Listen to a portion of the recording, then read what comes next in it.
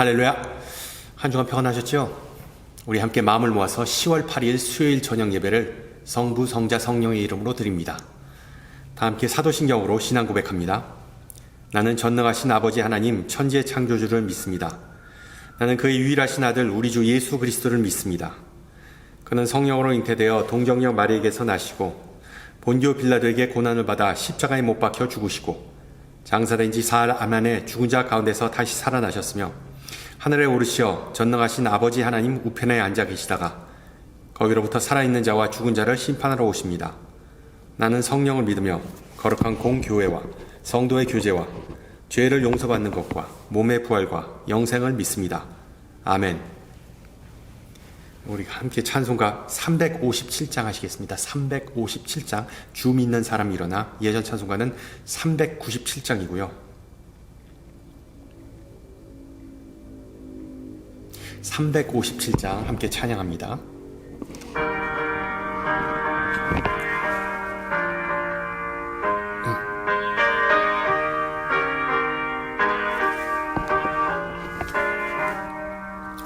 주 믿는 사람 일어나 다 힘을 합하여 이 세상 모든 마귀를 다쳐서 멸하세. 저 앞에 오는 적군을 다 싸워 이겨라. 주 예수 믿는 힘으로 온 세상 이기네. 믿음 이기네. 믿음 이기네. 주 예수를 믿음이 온 세상 이기네. 온 인류 마귀 괴휼로 큰 죄에 빠지니 진리로 띠를 띠고서 늘 기도드리세. 참 믿고 의지하면서 겁없이 나갈 때 주 예수 믿는 힘으로 온 세상 이기네. 믿음 이기네. 믿음 이기네. 주 예수를 믿음이 온 세상 이기네.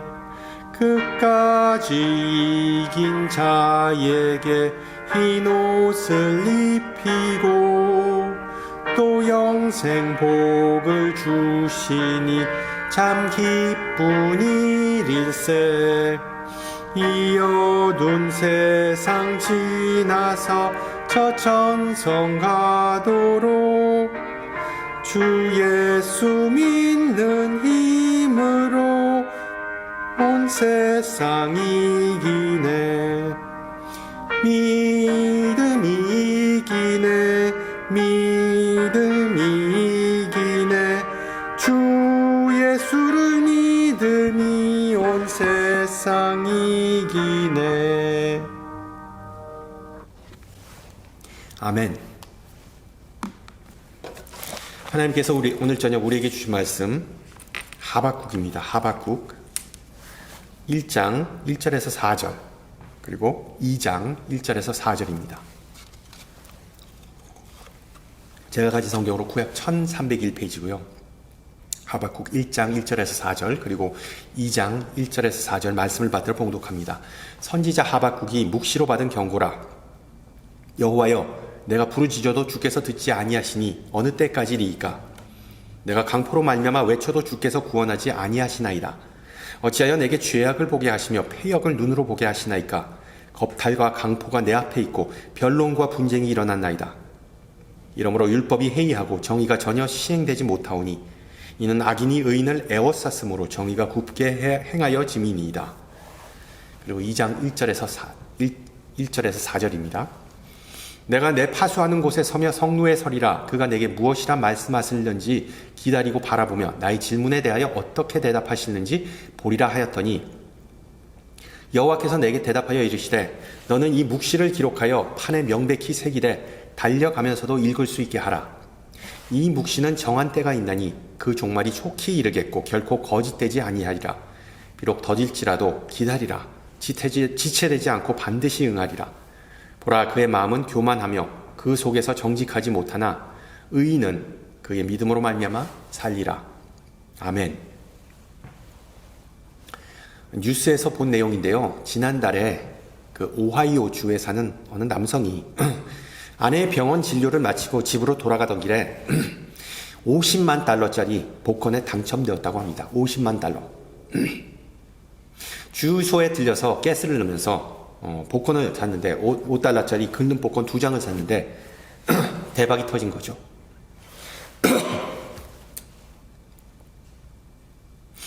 우리 목회자들 사이에 설교할 때 복권 예하는 되도록 삼가라라는 불문율이 있는데 제가 이 이야기를 하는 이유는 반전이 있기 때문입니다. 그 남자는 자신이 그 복권에 당첨된 그 행제를 숨겨진 축복이라고 묘사했습니다. 자신의 아내가 암에 걸리고 점점 더 쌓여가는 의료비를 도저히 감당할 수 없었기 때문이죠.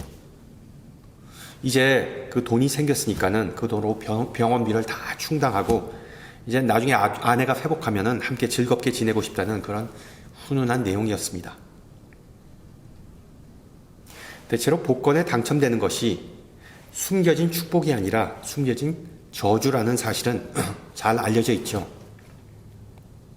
특히 수년간 연락조차 없었던 가족과 친구들이 불쑥 나타나서 도와달라 손을 내미는 경우, 실제로 많은 복권 당첨자들은 얼마 안 가서 모든 걸 다 잃고 삶이 무너진 경우가 어떠합니다. 전화위복, blessing in disguise, 아니면은 전복위하, curse in disguise. 우리 모두 다 경험해 봤던 적이 있습니다. 특히 내가 마음먹은 대로 일이 진행되지 않을 때 상당히 괴롭고 버겁습니다. 그런데 중요한 것은 지금 나에게 닥친 그 상황이 나쁜 일인지 좋은 일인지는 당장은 확신할 수 없다는 것입니다. 왜? 그것을 판단하기에는 너무 이른 경우가 많기 때문이죠. 보세요. 성경에 나오는 그 대표적인 예가 요셉이 구덩이에 던져지고 노예로 팔려간 그 비극적인 사건이죠. 나중에 형제들과 재회했을 때 이렇게 말합니다. 당신들은 나를 해하려 해하였으나 하나님은 그것을 선으로 바꾸사 오늘과 같이 많은 사람의 생명을 구원하게 하셨다. 성경은 모든 일에는 이유가 있다고 가르칩니다. 그것을 하나님의 선하신 뜻 또는 섭리라고 부르죠. 그런데 이 원리, 모든 일에는 이유가 있다는 이 원리는 비신앙인에게도 비그리스도인에게도 적용됩니다. 그들은 인생이 무작위 사건의 연속이라고 주장하지만 또한 행운이라는 초월적 힘이 적용한다고 믿습니다. 그래서 어떤 사고나 재난이 있은 후에 비신앙인은 대부분 다행히 다친 사람이 없었다라고 말하지만 우리 신앙인들은 감사하게도 다친 사람이 없었다라고 말하면서 하나님의 보호하심을 암시하죠. 어쨌든 우리는 살아가면서 온갖 사건과 또한 사람을 마주칩니다. 그런 만남이나 사건은 우리가 처음 생각하는 것만큼 좋거나 나쁘지 않을 수도 있습니다. 그러한 사건과 만남이 우연이든 계획된 것이든 긍정적 또는 부정적 결과를 낳을 수 있음을 기억해야 합니다. 그런 면에서 하박국서는 인생의 그런 불확실성과 그런 이중성을 보여주는 좋은 사례입니다. 먼저 본문을 살펴보기에 앞서 책의 배경을 좀 짚고 넘어가고자 합니다. 알다시피 예언서를 이해하기 위해서는, 많은 예언서들을 이해하기 위해서는 그 역사적 배경을 반드시 알아야 합니다. 그렇지 않으면 그 내용이 아주 드라이하기 짝이 없죠. 하박국이라는 역사적 인물에 대해 정확히 알려진 바는 없습니다. 아마도 기원전 7세기 후반에서 6세기 초반 사이에 활동했을 거라고 짐작합니다. 그러나 우리가 책의 내용을 토대로 확실하지 않은 내용은 하박국 선지자가 전쟁과 격변의 시대에 사역했다는 것입니다. 동쪽에서의 그 바빌론 제국의 부상으로 국제 정세는 극도로 긴장된 상태였습니다. 벌써 수십 년 전에 바빌론은 이미 고대 근동 지방의 또 다른 초강대국인 아시리아를 물리쳤습니다. 그리고 이제 이스라엘과 같은 주변 국가들을 침공하고 있었던 그런 시기였습니다. 그래서 6절은 그 역사적인 정황을 다음과 같이 소개하죠. 보라, 내가 사납고 성급한 백성 곧 자기의 소유가 아닌 거처들을 점령하는 갈대아 사람을 일으켰나니. 유다의 수도 예루살렘의 함락은 기원전 586년에 발생했지만 그 최종 타격이 있기 전부터 바빌론은 수년간 유다 왕국을 위협했습니다. 이것이 하박국 선지자가 직면했던 암울한 정치적 현실이었습니다. 다른 한편으로 하박국서의 내용을, 그 메시지를 놓고 보면 다른 예언서들과는 다르게 백성을 향한 선포는 없습니다. 백성을 향한 말씀은 없습니다. 그 대신 예언자와 여호와 사이에 어떤 개인적인 사적인 대화가 주를 이룹니다. 그런 면에서 요나서와 하박국서는 요나서와 상당히 유사합니다. 또한 하박국서의 주요 메시지 또한 요나서의 메시지와 상당히 비슷합니다. 지금 우리가 목격하는 사회적 양극화, 그리고 경제적 불평등, 세계적 경쟁과 갈등, 그런 측면에서 하박국은 우리의 심정을 잘 대변하고 있습니다. 많은 기독교인과 많은 비기독교인이 가질 법한 질문을 하박국 선지자는 제기합니다. 하나님이 살아계신다면 왜 세상의 불의와 혼란을 허용하시는가? 왜 악한 자들이 선한 자들을 괴롭히도록 내버려 두시는가? 그래서 하박국의 첫 번째 질문은 유다의 그 도덕적 그리고 영적 타락과 그로 인한 사회적 혼란을 지적합니다. 즉 약자에 대한 억압, 끝없는 소송과 다툼, 부정직하고 비양심적인 관행, 형식적인 예배가 주로 비난의 대상입니다. 물론 주변 나라들에 비교하면은 유다는 그보다 좀 나았지만 하나님은 자신의 백성에게서 좀 더 훨씬 더 나은 모습을 기대하셨습니다. 그래서 하박국은 유다의 타락을 놓고 한동안 기도했던 것으로 보입니다. 이미 서두에서 여호와여 내가 부르짖어도 주께서 듣지 아니하시나이다. 어느 때까지리까? 내가 외쳐도 주께서 구원하지 아니하시니까? 라고 묻습니다. 즉 이 땅의 질서와 정의를 회복하기까지 얼마나 더 기다려야 합니까? 라고 선지자는 외칩니다. 또한 왜 자신의 기도가 공허한 메아리인지를 알고 싶어 합니다. 왜 자신의 동포들이 계속해서 죄를 짓도록 내버려 두시고 하나님이 그것을 막지 않으시는지를 알고 싶었습니다. 주여, 이런 불의를 언제까지 방치하실 것입니까? 이것이 바로 하박국의 심정이자 또한 오늘 뉴스를 보면서 뉴스를 보는 우리의 심정이기도 하죠. 침묵하시던 하나님은 결국 하박국에게 유다의 죄를 벌하기 위해 바빌론인을 사용하실 계획이라고 말씀하십니다. 즉 바벨론은 하나님의 심판의 도구로서, 하나님의 칼로서 유다를 곧 침공할 것이라고 하십니다. 그러나 그 대답은 하박국을 더 당황하게 만듭니다. 왜 하필이면 바빌론인가? 어떻게 하나님은 바빌론과 같은 악당을 사용하여 자신의 백성을 벌할 수 있는가? 물론 하박국은 유다 백성이 잘못된 길로 가고 있다는 것, 즉 악을 행한다는 것을 잘 알고 있었습니다. 그러나 그가 보기에 바빌론 사람들은 정말 인간 말종이었습니다. 유다 사람들은 악한 마음은 품었지만 겉으로는 그래도 하나님을 공경하는 척 했습니다. 그러나 바빌론 사람들은 우상 숭배자였습니다. 잔혹한 침략자이자 파괴자이자 살인자들 뿐이었습니다. 그래서 하박국은 또 다른 질문을 던지죠. 어찌하여 거짓된 자들을 방관하시며 악인이 자기보다 의로운 사람을 삼키는데도 잠잠하시나이까? 즉 유다가 바벨론에 망한다는 것은 이해할 수 없는 일이라고 하나님께 대놓고 따집니다. 그러자 하나님은 때가 되면 바벨론도 멸망할 것이다 라고 답하시죠. 그리고 2장에 가서는 하나님은 이 복잡하고 답답한 난국을 어떻게 바로 잡으실 것인지를 구체적으로 설명하십니다.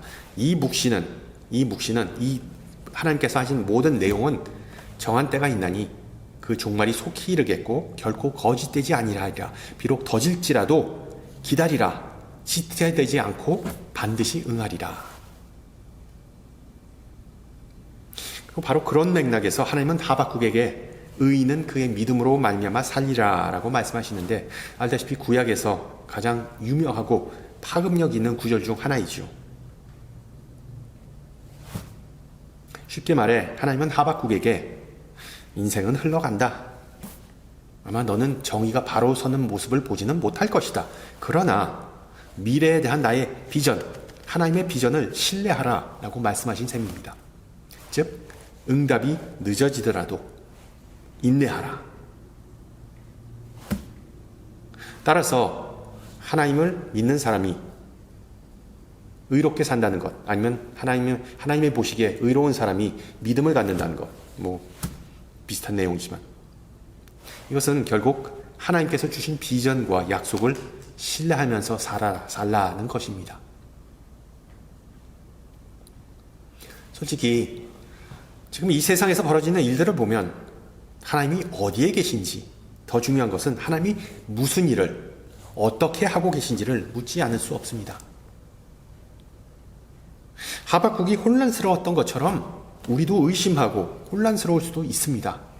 그러나 그 와중에 의로운 백성은 늘 신실해야 한다. 즉 하나님의 능력과 계획을 의지하면서 인내해야 한다는 것입니다.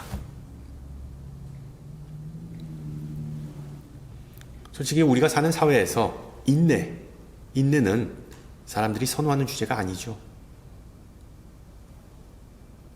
목회자이자 영성 작가 유진 피더슨은 현대인들의 인내 부족에 대해, 특히 현대 그리스도인들의 인내 부족에 대해 다음과 같이 말합니다.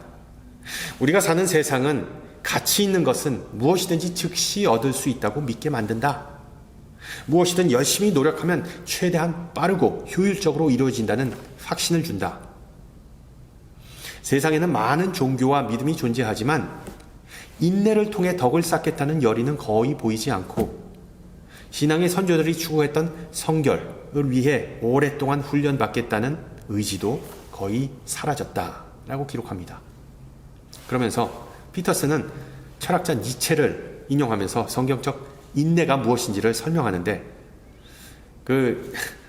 니체가 무신론자였다는 점에서는 이는 상당히 어떻게 보면 아이러니하죠. 피터슨은 인내를 똑같은 방향으로, 한 방향으로의 오랜 순종, 한 방향으로 오랜 순종. 우리 한국말로 하면 한 구멍만 파는 것, 계속해서 한 구멍만 파는 것으로 묘사합니다. 그것이 바로 인내지요.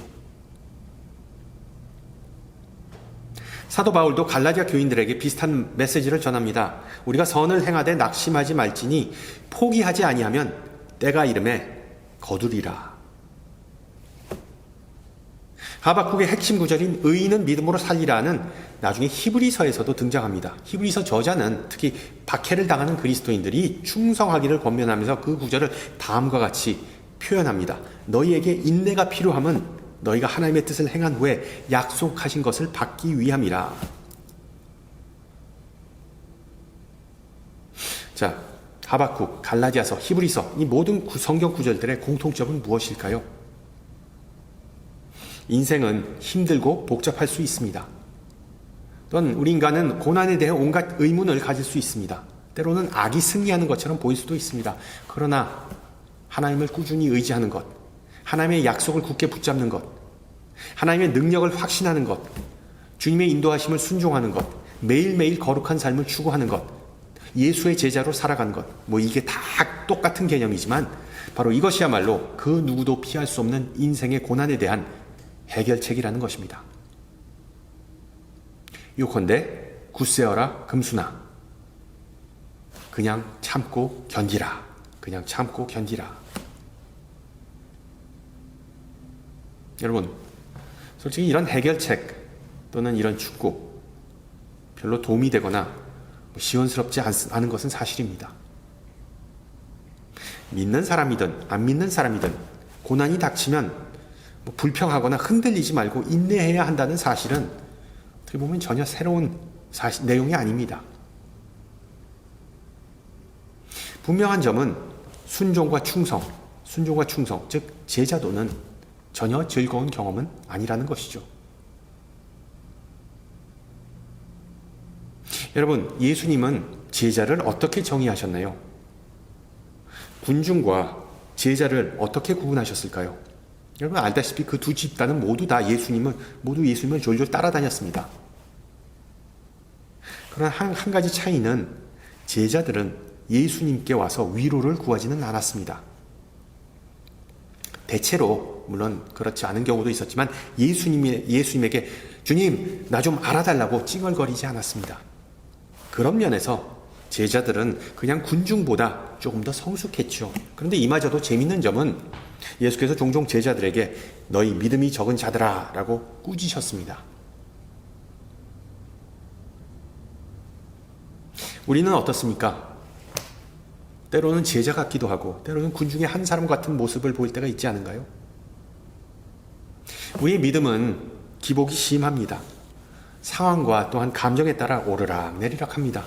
특히 큰 환란이 닥치면 나 좀 위로해줘. 위로부터 구합니다. 다른 사람들에게 그 모든 것을 알리면서.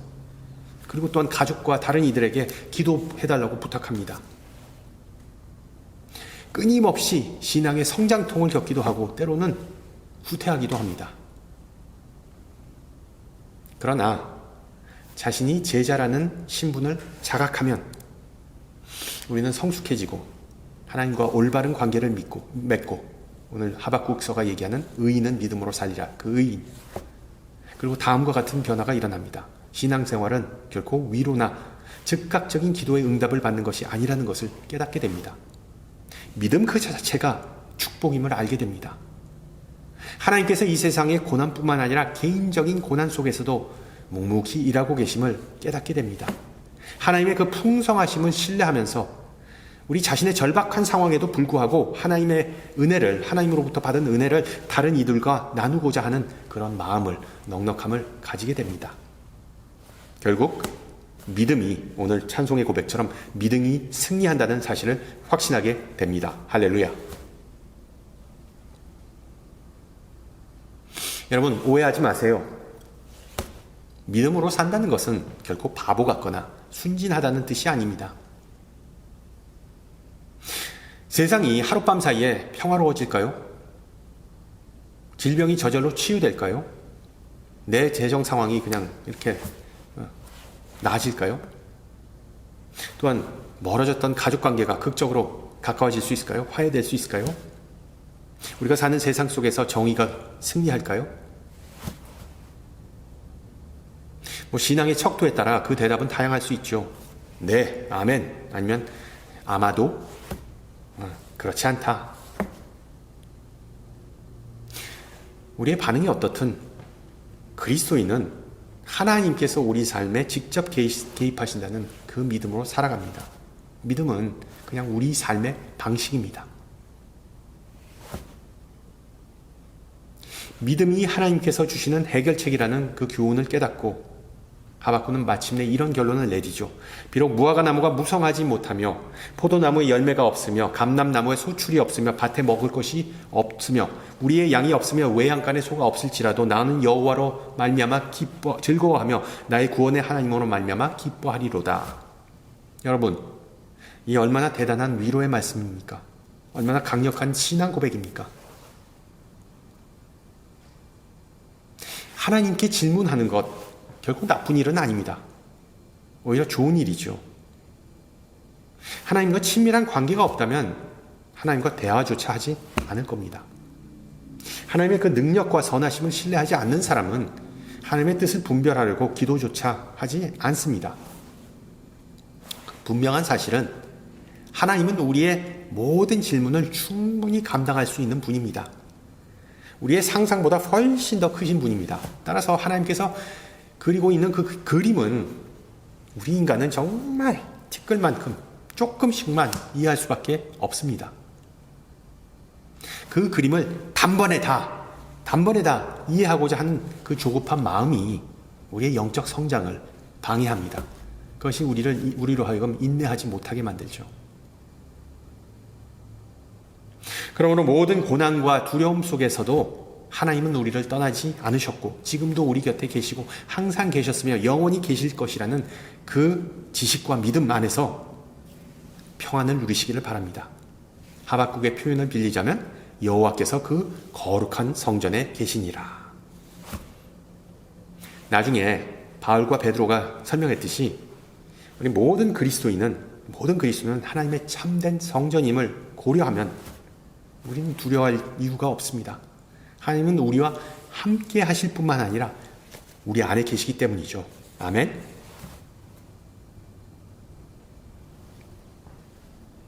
따라서 비록 지금은 우리가 전체 그림을 보지 못하거나 또한 인생이 말이 안 되거도 괜찮습니다.